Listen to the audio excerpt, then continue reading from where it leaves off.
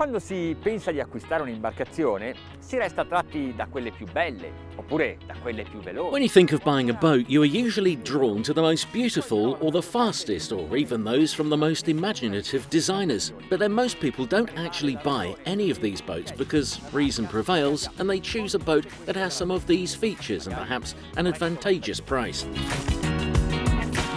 Se siete d'accordo con questo concetto, If you agree with this concept, then the Endurance 30, built by Cranchi, may interest you. Those in the sailing world know of this shipyard, or better said, know this brand. The shipyard, in fact, should be visited in order to understand what goes into building each of their boats.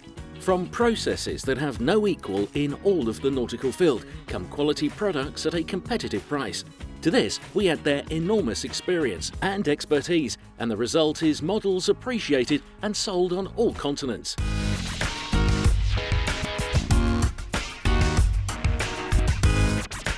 The Endurance 30 is a real walk-around, i.e. a model where you can actually move around on the deck. The bow area is easily accessible via walkways that are well protected, at the centre of which is the traditional sun deck. The steering position is also easy to circumvent. This way, both the pilot and navigator can move around freely.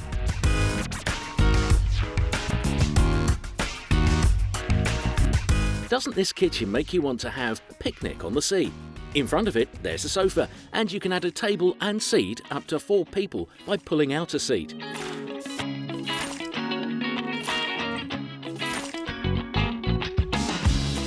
It is a perfect boat for 4 people because there are 2 sun decks and each of them fits at least 2 people. Also below deck there are 4 sleeping positions.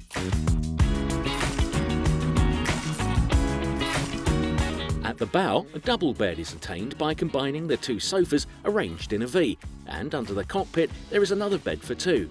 The interior height is more than sufficient in both the entranceway and in the bathroom. prima di iniziare il test, voglio ricordarvi che questo è uno dei modelli. Before we start the trial, I want to remind you that this is one of the smallest models in the Cranchi line, but it is built with the same materials, the same techniques, and the same attention as the larger yacht, and this gives me a certain sense of quality security. Sull'Endurance 30 potete scegliere ben 5 diverse. On the Endurance 30 you can choose from 5 different engines, ranging from the 300 horsepower D4 diesel engine to a pair of 200 horsepower D3s, all from Volvo Penta. So from 300 to 400 horsepower diesel, single or twin engines. In between there are 3 petrol choices from 300 to 350 horses. In short, a wide range. On this model, we have a V8 petrol engine with 320 horsepower, the 5.7 GXI. Come si fa a scegliere quello giusto? How do you choose the right one? Just like with a car, if you go only a few miles from port and back, a petrol engine is okay. If instead you go on long voyages, well, maybe the diesel is better.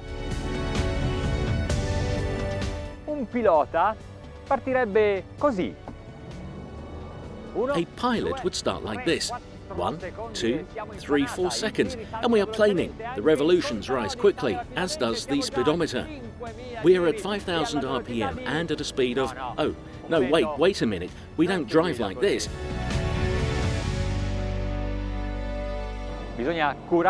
We need to first take care of the passengers, to make sure that they are seated comfortably and safely, and then we can speed up.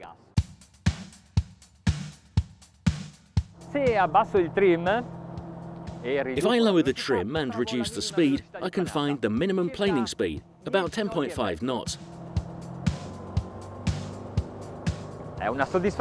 It is satisfying to feel that when you touch the gas, the boat reacts immediately.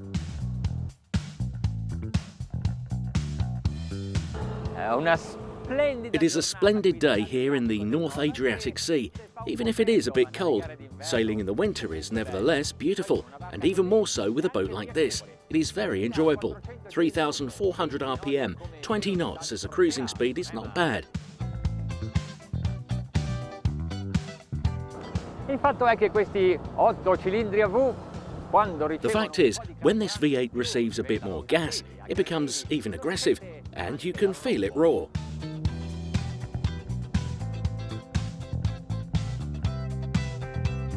Mi sono portato a 4.000 giri minuto e adesso la velocità è di 27 nodi. La barca è leggera sull'acqua. I have brought us to 4,000 RPM, and now the speed is 27 knots. The boat is light on the water and can be controlled beautifully because it is very precise. And even I can do manoeuvres that are a bit more dangerous. But I understand how to control them, to choose the angle of attack for every wave, even at the last minute, to better navigate when the sea is a bit rough. Queste evoluzioni in scia. These turns into the wake of another boat are necessary to test the hull, but are very dangerous. We are only doing them now because this is a trial. Credevo che a centroscafo. I thought that at midships, where they have to enlarge the V to give space for the cabin, the hull was too flat and it would slam the waves. It is not so, however. I can cut through the waves nicely.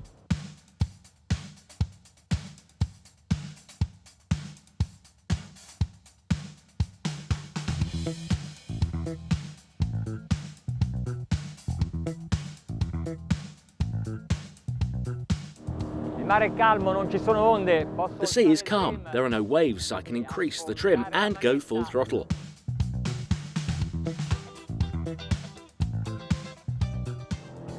Ho sentito un bip, è il fuorigiri del motore. Sì, perché siamo. I heard a bip.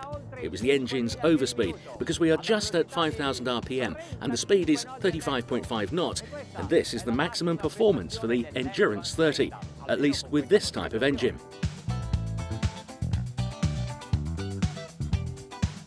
Se scegliete potenze più elevate, per esempio anche la coppia di motori da 200 cavalli ciascuno diesel, i D3, if you choose the more powerful engine, for example, even the pair of 200 horsepower D3 diesels, you would reach even higher speeds. But take care, because the cost of different engines on a boat like this size has quite an effect on the cost.